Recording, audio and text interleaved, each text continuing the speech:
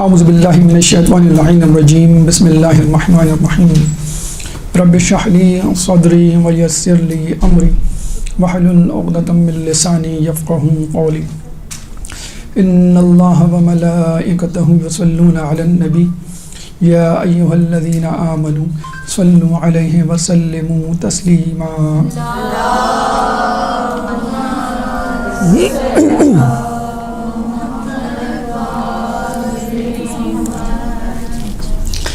ایک اہم مسئلہ جو آج کل کے دور میں درپیش ہے دینداری تبلیغ دین کے حوالے سے، وہ یہ کہ رفتار تبلیغ دین رفتار تبدیلی سے مطابقت نہیں رکھتی۔ رفتار تبلیغ دین یعنی جس طرح دین کی تبلیغ مسلسل متواتر سرعت سے ہو رہی ہے اور ایک جگہ سے دوسری جگہ پیغامات، دروس، نظریات، افکار پہنچ رہے ہیں اور تقریباً دنیا کے کونے کونے میں پہنچ چکے ہیں اور تقریباً ہر شخص کو اب دسترس حاصل ہے اسلام کے افکار اور حقیقی نظریات کے حوالے سے۔ لیکن ایسا کیوں ہے کہ انٹرنیٹ کے دور میں کتابوں کی بہتات ہے، علماء کی کثرت ہے، ممبروں، محافلوں، مجالسوں، مدارس ہر جگہ موجود ہیں، عزاداری بھی اس سے زیادہ ہو رہی ہے، پہلے سے زیادہ ہم دیکھتے ہیں، لیکن معاشرہ انحطاط کا شکار ہے، اخلاقی اعتبار سے، لڑائی جھگڑے کے اعتبار سے، اختلافات کے لحاظ سے، دنیا داری، حب دنیا کے اعتبار سے، گناہوں کے اعتبار سے، شکوک و شبہات کے اعتبار سے ہم نیچے ہی جا رہے ہیں، حالانکہ اوپر جانا چاہیے، کم از کم نیکیوں کے حوالے سے تو ہمیں اوپر جانا چاہیے۔ لیکن ایسا کیوں کہ ممبروں، مدارس، مجالس، انٹرنیٹ، ہر سورس بہت متحرک ہیں، فعال ہیں اور باتیں پہنچ رہی ہیں، لیکن ہمارے پاس رزلٹ نہیں ہے، جسے کہتے ہیں نا کہ رزلٹ آنا چاہیے، وہ نہیں ہے۔ یعنی آپ یوں کہہ سکتے ہیں کہ پہلے زمانے میں جس طرح کے لوگ پیدا ہوتے تھے تقویٰ، پرہیزگاری، کرامات کے اعتبار سے، اب کیوں نہیں پیدا ہوتے؟ تو اس کا جواب ہم یہ دیں گے کہ پہلے زمانے کی بنسبت اس دور میں وہ مثالیں نہیں ہیں، وہ مثالی کردار نہیں ہیں جو پہلے ہوا کرتے تھے۔ ائمہ کو تو ہم ہٹا دیں، لیکن ائمہ کے جو اصحاب تھے ویسے اصحاب، مجتہدین، علماء یا دیندار طبقہ ویسا نہیں ہے۔ یہ بھی ایک لمبی بحث ہے، ایسا کیوں نہیں ہے اور کیا کیا خامیاں ہیں۔ ایک خامی بطور خاص آج ہم آپ کے سامنے موضوع بحث بنانے جا رہے ہیں اور جو آج کل بہت زیادہ واضح ہے، اتفاق سے امام حسن عسکری علیہ السلام کی سیرت کو پڑھتے ہوئے ہمیں چند واقعات ایسے ملے کہ جس میں ہمیں مثالیں مل گئیں اس بات کو سمجھانے کے لیے، اتفاق سے حدیثیں بھی مل گئیں، تو ہم نے کہا اس موضوع کو ہم آپ کے سامنے پیش کریں، اور موضوع ہے تبلیغ کی حکمت، خود سے سختی اور اوروں سے نرمی۔ یہ ہے ہمارا موضوع، تبلیغ کی حکمت، خود سے سختی، خود پر سختی اور اوروں پر نرمی۔ ہمارے یہاں الٹا حساب ہے یا کچھ دوسرا حساب ہے۔ ہمارے یہاں مثلا ایک تو حساب یہ ہے کہ اپنے سے بھی نرمی، دوسروں سے بھی نرمی، نہ خود کو کوئی ہوش نماز روزے کا، نہ بچوں کو جسے کہتے ہیں یا اپنے جونیئرز کو کچھ اکاؤنٹیبلٹی کا احساس دلانا، یہ بھی غلط۔ اچھا، دوسرا طریقہ ہے خود بھی سخت اور دوسروں پہ بھی سختی، یعنی آپ سخت ہیں تو بس سب کو سخت ہونا چاہیے، آپ نماز شب کے پابند، آپ جو ہے اول وقت نماز، آپ جو ہے حجاب سخت، اور دوسروں کا بھی اسی طرح ہونا چاہیے رویہ۔ یہ بھی اتنا مشکل کام ہے کہ بھائی سیدھی سی بات ہے، آپ ماں ہیں، آپ کی بچی آپ کی عمر کی آدھی ہے، وہ کس طرح اتنا سخت حجاب کر لے گی؟ اس کا مطلب یہ نہیں کہ ہم انکریج کر رہے ہیں، لیکن بہرحال تقوی میں ہماری اولادیں، ہمارے آنے والی نسلیں اور ہماری جو عمر ہے، ہو سکتا ہے وہ ہماری عمر کو پہنچ کے 40-50 سال کی عمر میں ہمارا بیٹا یا بیٹی ہم سے بھی زیادہ متقی پرہیزگار نکلے، تو آپ کیا کہہ سکتے ہیں کہ اگر وہ اتنا تقوی اختیار نہیں کر پاتا یا کر پاتی جتنا آپ کا ہے، تو یہ کوئی ضروری نہیں کہ آئندہ بھی ایسا نہ ہو۔ تیسرا طریقہ کیا ہے؟ خود پر نرمی، دوسروں پہ سختی۔ یہ تو بالکل منافقت والی بات ہے، خود کچھ نہیں کر رہے، خود کرپشن کر رہے ہیں، کچھ خود نمازیں تاخیر سے پڑھ رہے ہیں، کچھ جھوٹ بول رہے ہیں، اور دوسروں کو کہہ رہے ہیں بیٹا جھوٹ نہیں بولو، بیٹا کرپشن نہیں کرو، بیٹا چیٹنگ نہیں کرو، بس وغیرہ وغیرہ۔ اب آخری طریقہ ہے خود پہ سختی اور دوسروں پہ نرمی۔ یہ ہے طریقہ جو ائمہ کا طریقہ ہے، جو انبیاء کا طریقہ ہے، رسول اللہ کا طریقہ ہے، اور اس طریقے کے بہت فائدے ملتے ہیں ہمیں، واقعات بھرے پڑے ہیں۔ تو گفتگو میں جو ابھی ہم آپ کے سامنے پیش کرنے جا رہے ہیں 2 حصوں پر مشتمل ہوگی۔ خود پر سختی ہماری گفتگو کا پہلا حصہ ہوگا، اس میں ہم احادیث اور واقعات سے بتلائیں گے کہ خود پہ سختی کیسے کر سکتا ہے انسان۔ اس کے بعد دوسرا مرحلہ ہوگا اوروں پر نرمی، ہم اوروں سے صرف نظر کیسے کریں۔ ایک جگہ میں پڑھ رہا تھا تو ایک پوسٹ نظر سے گزری، یو شوڈ بی جج for yourself and lawyer to others. آپ اپنے لیے جج بنیں اور دوسروں کے لیے وکیل۔ ہم الٹا کرتے ہیں، دوسروں کے لیے جج ہو جاتے ہیں، ججمنٹل، یہ تو ہیں ایسے، یہ تو ہے جھوٹی، یہ تو ہیں کرپٹ، یہ تو ہیں دھوکے باز، یہ لیبل لگانا شروع کرتے ہیں جلدی جلدی۔ ہم کیا جج بن گئے، ہم ججمنٹل ہو گئے کہ فلاں فلاں کو یہ کر دیا، اب وہ اس کے بعد وہ دودھ کا دھلا بن کے بھی آ جائے تو ہم اس کو نہیں پوچھیں گے۔ ہوتا ہے ایسا، لیبل لگانے کا ہمیں جیسے کہتے ہیں بڑا شوق ہوتا ہے، اور ہم اپنے لیے وکیل بن جاتے ہیں۔ کیسے؟ اگر کوئی آپ سے کہے بھئی آپ نے نماز نہیں پڑھی، وہ بالکل ذہن سے نکل گیا، یا آپ نے جو ہے وہ مثلاً کھانا وقت میں نہیں پکایا، کہ میں جو ہوں وہ نماز کی تیاری میں مصروف تھی، نوافل پڑھ رہی تھی یا کچھ اور کام۔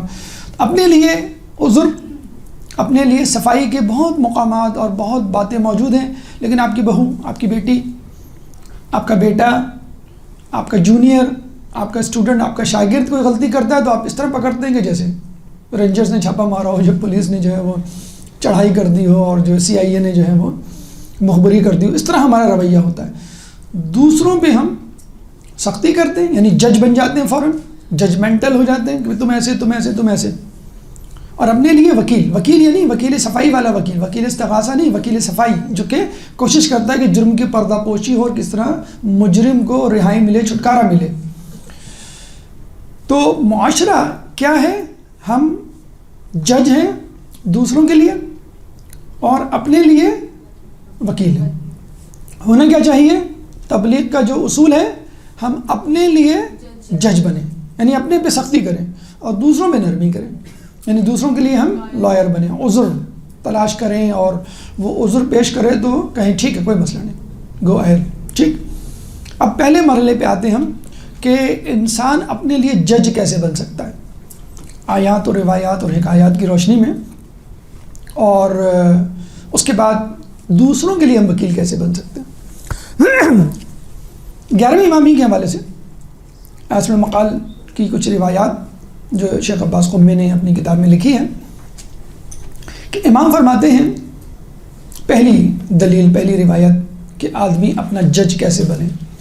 پہلی روایت، جو گناہ معاف نہیں ہوں گے ان میں سے ایک وہ بھی ہے کہ جس کے بارے میں انسان یہ کہے کہ بس خدا اسی گناہ کا مجھ سے حساب لے اور کسی کا نہیں۔ سمجھے آپ؟ خدا مجھ سے بس اسی گناہ کا حساب لے اور کسی کا نہیں۔ مثال، آپ نے امتحان کی تیاری کے لیے بہت سارے سوال یاد کیے، ایک سوال بہت اچھا تھا، اچھا کا مطلب آسان تھا، بڑا پرفیکٹ، آپ کیا دعا کرتے ہیں؟ اللہ کرے کہ یہ امتحان سوال میں آ جائے۔ پتہ چلا کہ جو چھوڑا تھا وہ آ جاتا ہے۔ ہم نے اپنے فزکس کے پریکٹیکل میں 25 پریکٹیکل میں سے ایک پریکٹیکل چھوڑا تھا، وہی آ گیا۔ کہنے بیٹا آپ تو بہت اچھے اسٹوڈنٹ ہیں، ہم اچھے تو ہیں لیکن یہی آ گیا، ہم کیا کریں؟ کچھ بھی نہیں معلوم تھا اس کے بارے میں، الف بے بھی۔ تو انسان کو جو چیز اچھی طرح یاد ہوتی ہے کہتا ہے وہی پوچھ لے۔ تو جو گناہ آپ نے مجبوری میں کیا ہو، مثلا کوئی وجوہات ہوں جس کے بارے میں آپ کو احتمال ہو، اچھا ایک ایک چھوٹا ہو تو آپ کیا کہتے ہیں اگر یہ پوچھ لے گا اللہ تعالیٰ تو کتنی سزا دے دے گا، تھوڑی سی سزا دے گا یا ہو سکتا ہے معاف بھی کر دے گا. تو آدمی فوکس کرتا ہے ایک چھوٹے سے گناہ پر. ٹھیک ہے، مثلا میں نے اپنی نند کو کوئی جملہ بول دیا، یہ تو کوئی مسئلہ ہی نہیں چھڑوانا، میں تو 10 ریزن دے دوں گی کہ اس نے میرے ساتھ کیا کیا، میں نے اس لیے غیبت کی. مثلا مثال دے رہا ہوں میں، ایکسیپشنز آر آلویز دیئر. تو آدمی اگر یہ کر لے کہ بس اس گناہ کا مواخذہ ہو باقی کا نہ ہو تو اللہ تعالیٰ بس اسی کو نہیں بخشے گا. ٹھیک ہے، اب اس کی وضاحتیں آگے آتی جاتی ہیں، آتی جائیں گی. ٹھیک ہے، ایک بات ہوگی. اب امام حسن عسکری علیہ السلام کے حوالے سے، اب چھٹے امام کے حوالے سے کیا روایت ہے؟ جو گناہ آپ چھوٹا سمجھتے ہیں، حقیر سمجھتے ہیں، ان کو کیا کہتے ہیں؟ محقرات. میم ہا قاف رے الف تے، محقرات یعنی جس کو چھوٹا بنا دیا گیا ہو، حقیر بنا دیا گیا ہو. امام فرماتے ہیں کہ جن گناہوں کو امام فرماتے ہیں کہ محقرات سے بچو کہ یہ نہیں بخشے جائیں گے. جن کو آپ نے چھوٹا سمجھ کے کر ڈالا کہ یار یہ تو چلتا ہے، سب کر رہے ہیں مثلا، اور یہ تو بھائی اس سے رک ہی نہیں سکتے، مثلا بد نظری ہے جیسے ڈرامے، فلمیں، موسیقی ہے، بھائی اس سے تو بچ ہی نہیں سکتے، تھوڑا بہت تو چلے گا. محقرات، تو محقرات سے بچو کہ ان کو نہیں بخشا جائے گا. یعنی جس کو آپ نے چھوٹا سمجھ کے کیا، اور چھوٹے گناہ عموماً اس پہ اصرار بھی رہتا ہے لوگوں کا، بار بار کر رہے ہوتے ہیں کہ چھوٹا ہی تو ہے، کیا مسئلہ ہے. وہ ٹک ٹاک نے بتا دیا ہے کہ 45 سیکنڈ کی ہوتی ہے وہ ویڈیو جس کو آپ بار بار دیکھ رہے ہوتے ہیں. یعنی 45 سیکنڈ کی ویڈیو کو آپ 75 مرتبہ دیکھ چکے ہوتے ہیں، یہ سمجھ کے 45 سیکنڈ کی تو ہیں، اور پھر جو وہ جاگزی ہوتی ہے بہرحال. اور پھر خود رسول اللہ کی حدیث ہے، کتنی عجیب بات ٹاپ اپ کی ہے انہوں نے، اس کو آگے بڑھایا ہے کہ ابلیس محقرات کے حوالے سے راضی ہو گیا. یعنی ابلیس کیا کہہ رہا ہے کہ جن گناہوں کو انسان حقیر سمجھتا ہے، ٹھیک ہے وہ کرے، اور میں اس کو فورس نہیں کروں گا کہ کوئی بڑا گناہ کرے، چھوٹے گناہ کرے اور میں ایگری ہوں، بس ٹھیک ہے، میں اس سے زیادہ نہیں بہکاؤں گا. یعنی کہنے کا مقصد بظاہر اس حدیث میں یہ ہے کہ ابلیس انسانوں کے لیے محقرات پہ راضی ہو گیا. یعنی آپ بھی بڑے مطمئن ہیں کہ دیکھو میں تو بڑے گناہ نہیں کرتا، میں تو جو ہوں وہ کرپشن میں نہیں ہوں، میں جو اسمگلنگ میں نہیں ہوں، چھوٹی سی غیبت ہی تو کر دیتا ہوں، کیا ایسا مسئلہ ہے. تو ابلیس نے آپ کو ٹریک پہ لگایا ہوا ہے کہ بیٹا آپ یہ کرتے رہیں، یہ سنتے رہیں، غیبت کرتے رہیں، غیبت سنتے رہیں، اور یہ جو ہے حرام کام، یہ جو حکمران ہمارے کر رہے ہیں مثلا قتل، یہ تو بڑے گناہ ہیں، یہ تو آپ یہ کرتے رہیں. الفتنۃ اشد من القتل ہے نا سورہ بقرہ کی آیت 191، کہ فتنہ قتل سے شدید ہے. تو یہ فتنہ ہی تو ہے یہ جو ہم انٹرنیٹ پہ دیکھ رہے ہوتے ہیں. یہ تیسری حدیث ہو گئی. اب چوتھی حدیث، رسول فرماتے ہیں کہ دیکھو بڑے گناہوں سے اجتناب کرو اور چھوٹے گناہوں کو حقیر نہ سمجھو، کہ گناہوں کو دیکھ کے انسان قیامت میں خون اور پیپ کے ذریعے روئے گا، آنسو سے نہیں روئے گا، خون اور پیپ کے آنسو روئے گا. کہتے ہیں نا کہ جب آنسو ختم ہو جاتے ہیں تو خون آتا ہے. یحییٰ علیہ السلام کے بارے میں ملتا ہے کہ 2 نالیاں بن گئی تھیں، ان کی امی کاٹن سواب روئی کے پھوئے یہاں رکھتی تھیں، گڑھے پڑ گئے تھے، ایک لکیر یہاں ایک لکیر یہاں، خون نکلتا تھا ان کی آنکھوں سے. تو خون اور پیپ کے آنسو روئے گا قیامت کے دن. پھر سورہ آل عمران آیت نمبر 30 پہ اللہ تعالیٰ کا ارشاد ہے جو رسول اللہ نے کوٹ کیا، یوم تجدو ندعو، کہ جب یوم تجدو کلو نفس، کہ جب تمام نفوس پائیں گے ما عملت من خیر محضرن، ان نیکیوں کو اپنے سامنے جو انہوں نے کی ہوں گی، وما عملت من سوء، اور ان برائیوں کو بھی کہ جو انہوں نے کی ہوں گی، تودو ان بینہا و بینہ، تو وہ مومن کہے گا، خواہش کرے گا کہ کاش میرے اور ان کے درمیان دوری ہوتی، امدم بعیدہ، بہت دور کی مسافت ہوتی. کہ اللہ تعالیٰ فرما رہا ہے کہ جب انسان اپنے گناہوں کو دیکھے گا تو وہ حیران ہوگا. اور ہم ہوتا ہے نا کہ کچھ بچپن کے دوست، پرانے دوست جن کے ہاتھ میں ہماری سیکریٹس ہوتی ہیں، اور کہیں ہمیں مل جائیں تو ہم فوراً منہ پھیر لیتے ہیں، محفل میں مل جائیں، مجلس سے مل جائیں، فوراً بھائی ان کے پاس نہ جانا، یہ BBC ہیں، یہ پوری کتا جتا ہماری سٹوری سنا دیں گی، مسئلے مسائل رشتے ناتوں میں بہت ہوتا ہے، لڑکی لڑکے کے رشتے چل رہے ہوں تو وہ کہتے ہیں ان کو نہیں بتانا، جب تک کارڈ نہ دے دو ان کو، کارڈ جب دیا جائے تب ان کو پتہ چلے، ورنہ تو یہ مسئلہ کر دیں گی۔ تو وہ گناہوں کو دیکھ کے ایسا منہ پھیرے گا کہ کاش یہ میں اس کو نہیں پہچانتا۔ اب تو واٹس ایپ کا دور آ گیا، ناک میں دم ہو گیا ہے، اسکول کے زمانے کے دوست، پتہ نہیں کس زمانے کے دوست، جب لوگ بے حجاب پھرا کرتے تھے، موسیقی سنا کرتے تھے، گناہوں میں انوالو تھے، فلموں میں دیکھا کرتے تھے، اب بدل گئے، اب وہ پرانی باتیں ہیں، پرانی چیزیں ہیں، پرانی یادیں یاد دلاتے ہیں۔ تو انسان کہے گا یہ مجھ سے دور ہو جائے، میں کسی طرح اس سے چلا جاؤں دور۔ پھر امام رسول بڑی اچھی بات بتاتے ہیں، تو آدمی کا ایٹیچیوڈ کیا ہو گناہوں کے حوالے سے، اگر آپ کو اس سینیریو سے بچنا ہے قیامت میں تو آپ کیا کریں۔ آپ کا دیکھیں، ایک بات تو ذہن میں رکھ لیں کہ غیر معصوم ہونے کے ناطے گناہوں سے تو نہیں بچ سکتے، یہ کسی کو زعم نہ ہو، کوئی تکبر نہ کرے اس بات پہ کہ میں تو کوئی گناہ نہیں کرتا۔ پھر پانچویں حدیث میں رسول کیا فرماتے ہیں کہ دیکھو، مومن کی مثال گناہوں کے اعتبار سے ایسی ہوتی ہے جیسے کوئی بڑا پتھر یا پہاڑ اوپر ہو اور وہ دیکھ رہا ہو اور یہ سمجھے کہ بس یہ اب گرا، اور کافر کی مثال گناہوں کے حوالے سے ایسی ہوتی ہے جیسے کوئی سامنے سے مکھی گزر جائے۔ بس وقت ہم گناہ کر جاتے ہیں نا، مطلب یہی گناہ ہے کہ بہن کی آئس کریم آپ نے کھا لی فریج میں رکھی ہوئی، سو واٹ، کوئی مسئلہ نہیں ہے، چھوٹی ہو تمہیں قربانی دینی چاہیے، خدمت کرنی چاہیے بڑی بہن کی، وغیرہ وغیرہ۔ تو یہ ایٹیچیوڈ اگر آپ کا ہے تو ٹھیک ہے، you are among the list of مومن، کہ آپ گھبرائیں کہ بس جیسے بنی اسرائیل کی قوم پر کوہ طور آ کے معلق کر دیا گیا تھا، اور وہ دیکھ رہے تھے اور گھبرا رہے تھے اور کپ کپا رہے تھے، موسیٰ کچھ کرو، یہ پہاڑ توبہ کی، تب ان کو جان خلاصی ہوئی ان کی۔ پھر امام علی فرماتے ہیں کہ انسان کے لیے سخت ترین گناہ وہ ہے جس کو وہ سبق سمجھے، یعنی کم ہلکا سمجھے، بس وہی گناہ سب سے بڑا ہے۔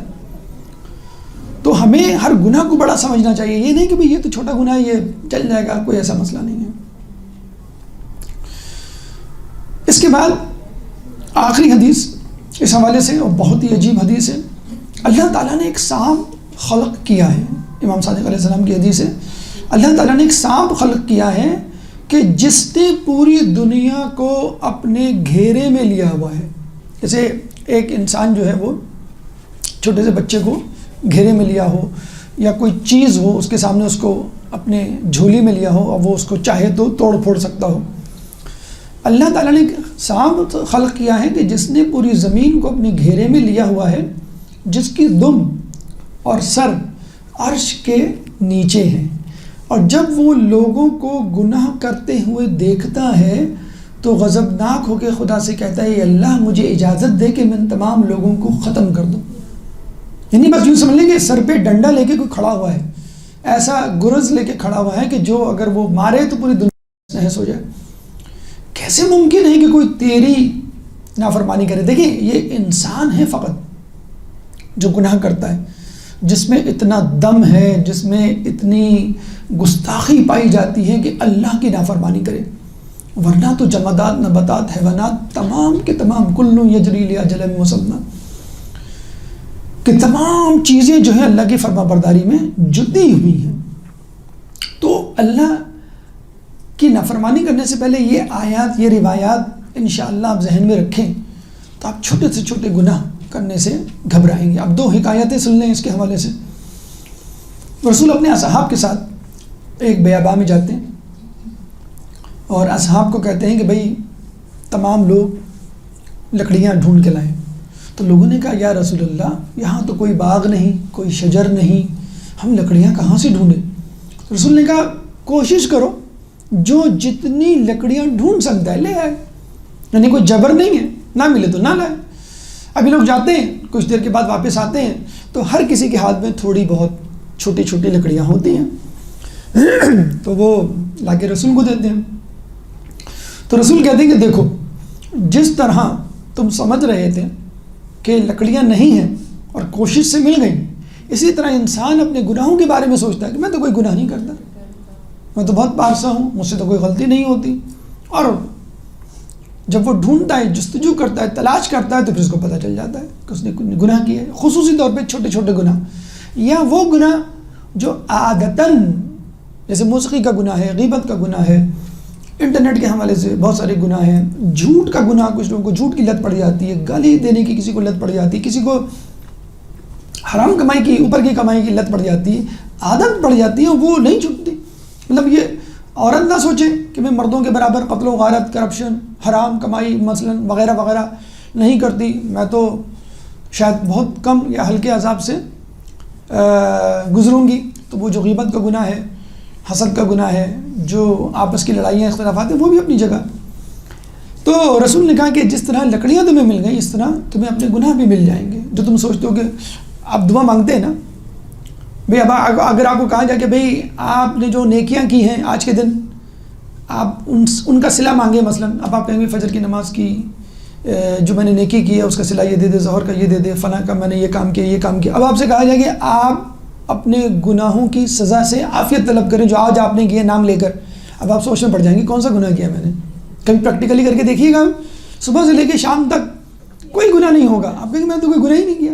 پھر آپ پوچھ لیں، اپنی امی سے پوچھ لیں، بھائی سے پوچھ لیں، ساس سے پوچھ لیں، جو بھی آپ کے آس پاس لوگ ہیں وہ آپ کو بتا دیں گے. ایک بات. دوسری حکایت، چھٹے امام کے پاس ایک شخص آتا ہے اور وہ چھوٹے اور بڑے گناہوں کے حوالے سے پوچھتا ہے کہ امام کیا فرق ہے اور کس طرح میں تمیز کروں اور کس طرح ان سے بچوں، یا کوئی مثال دے کے مجھے سمجھائیں. تو امام نے کہا جاؤ راستے سے کوئی بڑا پتھر یا 2 پتھر اٹھا کے لے آؤ. یہ جاتا ہے 2 بڑے بڑے پتھر اٹھا کے لے آتا ہے. پھر امام کہتے ہیں جاؤ راستے میں جتنے بھی چھوٹے چھوٹے پتھر ہیں وہ سب اٹھا کے لے آؤ.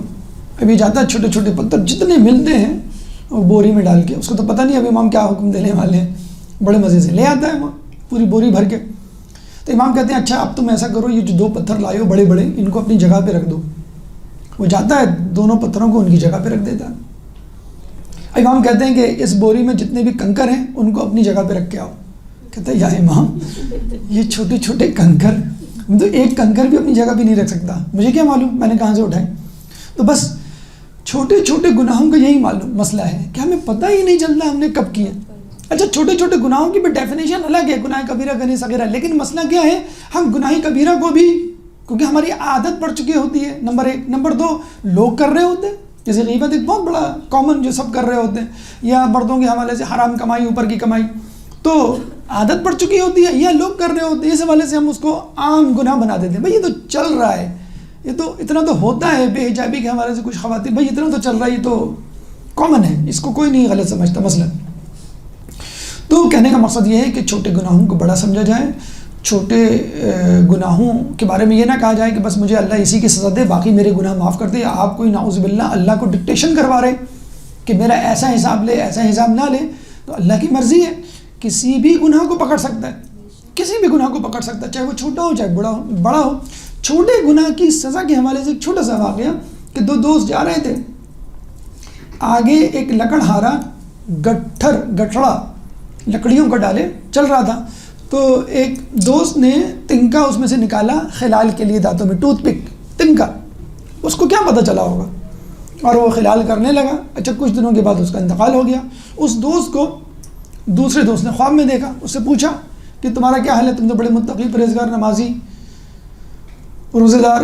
تو اس نے کہا کہ وہ تو سب ٹھیک ہے، لیکن 1 سال سے میں آگ میں جل رہا ہوں. 1 سال سے مسلسل آگ میں جل رہے ہو، کیوں؟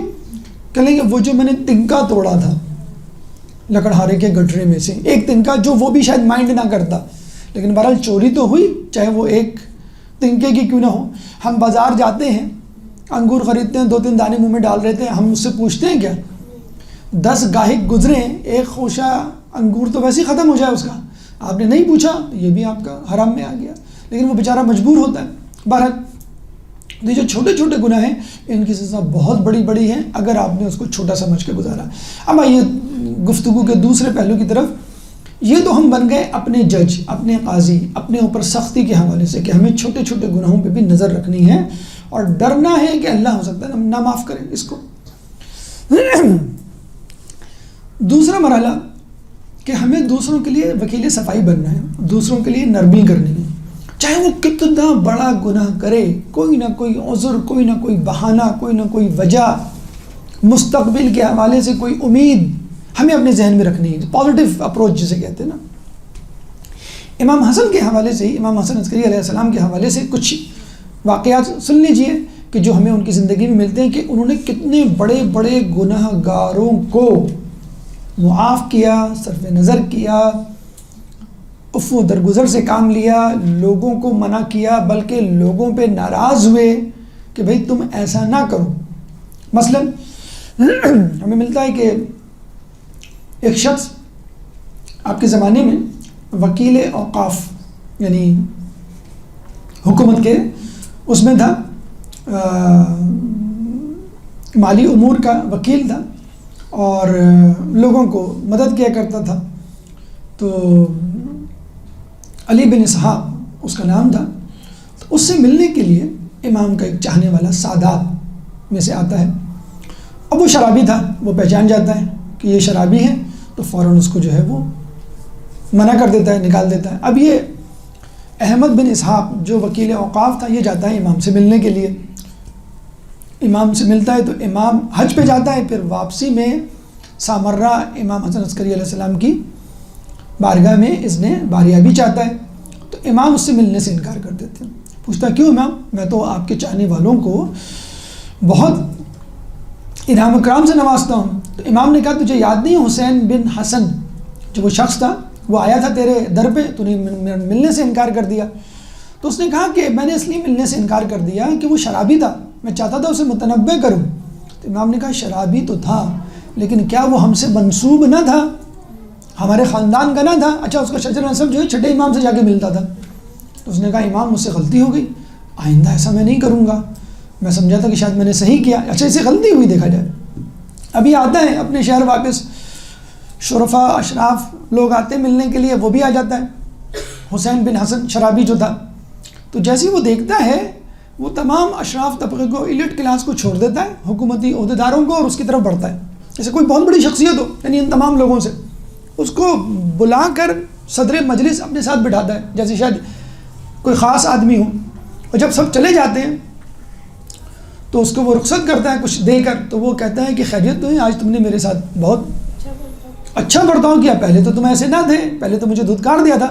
کہیں گے کہ میں امام کے پاس گیا تھا اور انہوں نے ایسا ایسا کہا، کہیں کہ وہ دھاڑے مار مار کے رونے لگا، کہیں گا میں آئندہ سے شراب نہیں پیوں گا۔ گھر جاتا ہے، شراب کے سارے برتن جو ہے وہ توڑتا ہے اور کہتے ہیں مسجد میں جا کے معتکف ہو جاتا ہے۔ دیکھیں یہ ہے رسپانس جو ہم کہتے ہیں نا کبھی ان کا حجاب ٹھیک نہیں ہے، دیکھو یہ 10 سال ہو گئے ان کو حجاب کرتے ہوئے، دیکھیں میرے بچے جو ہیں 10 مرتبہ کہہ چکے ہیں اول وقت نماز نہیں پڑھتے، فلاں یہ کر کر کے ہم نے لوگوں کو متنفر کر دیا کہ جیسے ہم آگے بیٹھتے ہیں بھائی چلو آ گئی، اب یہ نصیحت شروع کر دیں گی، اب یہ غلطیاں نکالنا شروع کر دیں گی، اب جو ہے وہ سورہ سننا شروع کر دیں گی، تجوید سننا شروع کر دیں گے، فقہی مسائل، یہ ہم لوگ کی عادت بھی ہوتی ہے کہ تھوڑا سا ایک ریاکاری، شو آف، ایک اپنا بڑا پن کہ بھی جو آپ لوگ کر رہے ہیں وہ سب غلط کر رہے ہیں، جو میں کر رہا ہوں، جو میں کر رہی ہوں وہ سب صحیح ہے، اور میری چیز، میری بات، میرا موضوع جو فیوریٹ ہے اس پہ گفتگو کی جائے۔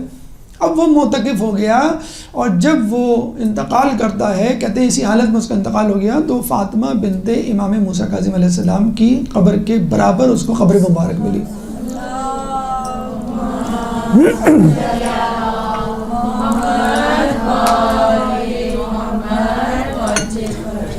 اسی طرح ایک اور شخص تھا علی بن عیسیٰ، اور یہ جو تھا مدینے میں تھا، مدینے میں اولاد علی کو نوازتا تھا ہر رمضان، اور اتنا مال و اموال دیتا تھا کہ پورے سال کے لیے کافی ہوتا تھا۔ تو ایک شخص جس کو وہ دیا کرتا تھا 5000 درہم سالانہ، اس کو ایک دفعہ اس نے راستے میں چلتے ہوئے سردی کے موسم میں کہیں سڑک پہ پڑا ہوا دیکھا، اور اس نے الٹی کی ہوئی تھی اور شراب کی بدبو آ رہی تھی۔ وہ بہت غصہ آیا کہ میں اس کو 5000 درہم دیتا ہوں لیکن یہ ان کاموں میں اڑا دیتا ہے، اب نہیں دوں گا۔ اب رمضان آتے ہیں تو وہ بوڑھا شخص تھا، سادات تھا، آتا ہے وظیفے کے لیے، تو کہنا تمہیں تو نہیں دوں گا، تم تو ان عیاشیوں میں اڑا دیتے ہو، چلے جاؤ یہاں سے۔ جب وہ سوتا ہے علی بن عیسیٰ جو حکومتی امور کا عہدیدار تھا، اور مدینے میں اہل بیت اولاد علی کو بہت نوازتا تھا. اسی دن رسول خواب میں آئے اور رسول لوگوں سے معانقہ کر رہے ہیں, ہاتھ ملا رہے ہیں, مصافحہ کر رہے ہیں, بات کر رہے ہیں, خوش مسکراہٹ کے ساتھ استقبال. جب یہ آگے بڑھتا ہے تو رسول منہ پھیر لیتے ہیں, کہتے ہیں یا رسول اللہ میں تو اولاد علی کے لیے کتنی سخاوت کا مظاہرہ کرتا ہوں اور آپ مجھ سے منہ پھیر رہے ہیں. کہیں گے تو نے آج اس بوڑھے شخص کو انکار کر دیا. کہیں میں نے تو اس لیے انکار کیا کہ وہی تقریباً ملتا جلتا واقعہ کہ متنبہ ہو جائے. وہ کہیں گے یہ بتا کہ تو جو اس پہ اکرام کرتا تھا میری وجہ سے کرتا تھا یا اس کی خود کی وجہ سے کرتا تھا؟ اس نے کہا نہیں, آپ کی وجہ سے کرتا تھا. کہیں بس کیا تو میری وجہ سے اس کا گناہ چھپا نہیں سکتا تھا؟ ہمیں کسی کا گناہ ہاتھ مل جائے ہم فوراً فائل سیو کر کے رکھ لیتے ہیں کہ وقت آنے پہ بتائیں گے ان کو کہ یہ کیا کرتے رہے ہیں, کیا کرتے. یہ دیکھیں ہمارے پورے معاشرے میں ہم تو لوگ کہتے ہیں یہ سائبر کرائم ہے, بلیک میلنگ ہو رہی ہے, ایکسپلائٹیشن ہو رہی ہے. ہم خود بھی تو ایکسپلائٹیشن کر رہے ہوتے ہیں, بات پکڑ کے رکھتے ہیں, فائل بناتے ہیں, پھر ایک دن جب دیکھتے ہیں کہ ابا یا اماں یا ساس برس پڑی ہیں تو آپ بھی اپنے ٹاپ اپ کر دیتے ہیں کہ بھئی یہ بھی تو کیا تھا, انہوں نے یہ بھی کیا تھا, آپ کو یہ نہیں معلوم, میں نے بتایا نہیں, اب بات کھلی ہے تو ذرا میں بھی بتا دوں. اور وہ جو کتے جتے کھولتے ہیں تو آدمی اللہ مان الحفیظ وہ پریشان ہو جاتے ہیں کہ بھئی یہ زمین پھٹے میں نیچے دھنس جاؤں.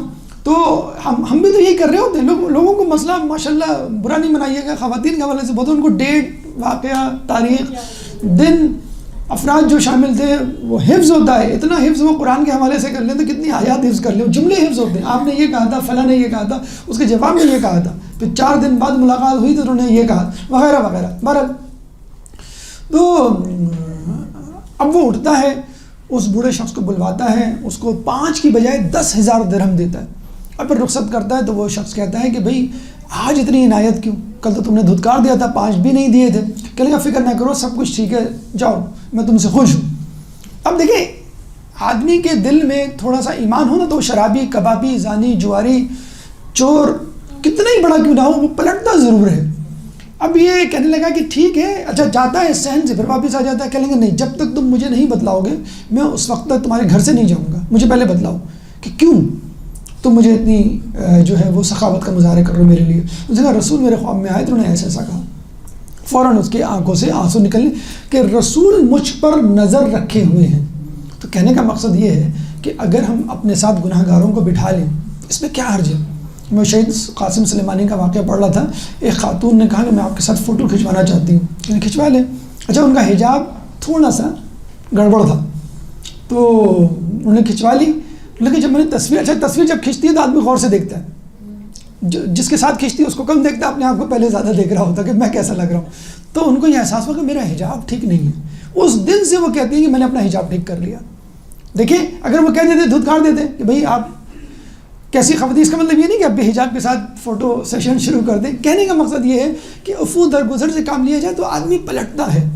اچھا یہ تو سادات تھے, آپ کہہ سکتے ہیں بھائی سادات ہونے کی وجہ سے کچھ ایج تھا, لیکن عام مومن ہوتا ہے اور بہت متقی پرہیزگار نہیں. مثلا یہ کہ جھوٹ بول رہا ہو پھر بھی امام اس کو نوازتے ہیں, اور امام کو معلوم ہوتا ہے یہ اپنی سرزش سے باز نہیں آئے گا پھر بھی نوازتے ہیں. ایک شخص آیا, کہنے لگا امام پھوٹی کوڑی نہیں ہے میرے پاس, کھانے کا اہتمام انتظام نہیں ہے, میں بھوکا ہوں, مجھے کچھ دے دیجیے. اچھا امام کے زمانے میں جیسے ہم نے بتایا خمس بڑا آرگنائز ہو چکا تھا, تو عام لوگ بھی اپنے آپ کو بڑا حمایتی ظاہر کرنے کی خاطر لینے کے لیے اپنے آپ کو حمایتی ظاہر کرتے ہیں. تو امام نے کہا کہ تو نے اپنے گھر میں 200 اشرفیاں دفنائی ہوئی ہیں اور تو کہہ رہا ہے کہ تیرے پاس کھانے کو نہیں ہے. کہ نہیں امام یقین کرے میرے پاس, قسم کھا رہا ہے. ہم نے کہا جھوٹی قسم نہ کھا, اور یہ نہ سمجھ کہ میں تجھے دینا نہیں چاہتا. اور فوراً اپنے غلام کو کہا کہ جو کچھ ہے لے آؤ. 100 اشرفیاں اس کو دی, پھر بھی منحوس ملعون نے قبول نہیں کیا. امام نے جاتے ہوئے کیا کہا, دیکھ تو ان اشرفیوں سے اس وقت محروم ہوگا جب تجھے ان کی بہت شدید ضرورت ہوگی. پھر بھی نہیں مانا کہ امام ہے, علم الغیب, علم منایا, علم اسلام, تمام قسم کا علم رکھتے ہیں, ان کو معلوم ہے کیا ہوگا, لیکن نہیں مانا. جب چلا گیا 100 اشرفیاں ختم ہو گئیں, پھوٹی کوڑی کو محتاج ہو گیا. امام کے پاس جانے سے شرمندہ اس جگہ گیا جہاں پہ 200 اشرفیاں دفنائی تھیں. جب کھو دیں تو غائب. پتہ چلا اس کا بیٹا لے کے جا چکا اور گل چھڑے اڑا چکا, اور وہ پریشان, اور اس کے وہ کسی دیکھیں. لیکن امام کو معلوم تو تھا کہ امام نہ دیتے اور بضد رہتے اس کو جھوٹا ہم تو جھوٹا ثابت کرتے ہیں نا. آؤ میں تمہیں دکھاؤں تم نے کیا کیا ہے. کچن میں جا رہے ہیں, کبھی بیڈ روم میں جا رہے ہیں, یہ تمہاری جو ہے سلیقہ شعاری ہے, یہ تمہاری یہ چیز ہاٹ پاٹ میں سے روٹیاں نکال کے دکھا رہے ہیں, دیکھو یہ تم نے روٹی پکائی ہے. مطلب ثبوت کے ساتھ پکڑتے ہیں. اور اب تو موبائل آ گیا, کوئی مسئلہ ہی نہیں ہے فوٹو کھینچنا. تو امام جو ہے وہ اس کو جھوٹا ثابت کرتے, نکلواتے اور پھر دے دیتے 200 کہ بھئی دیکھو یہ 200 یہ اب احتیاط سے کرنا. لیکن اس کا بھرم رکھا, اس کا جو ستار العیوب خدا ہے نا, تو ہمیں بھی ستار العیوب جیسا جو ہے طریقہ اپنانا چاہیے.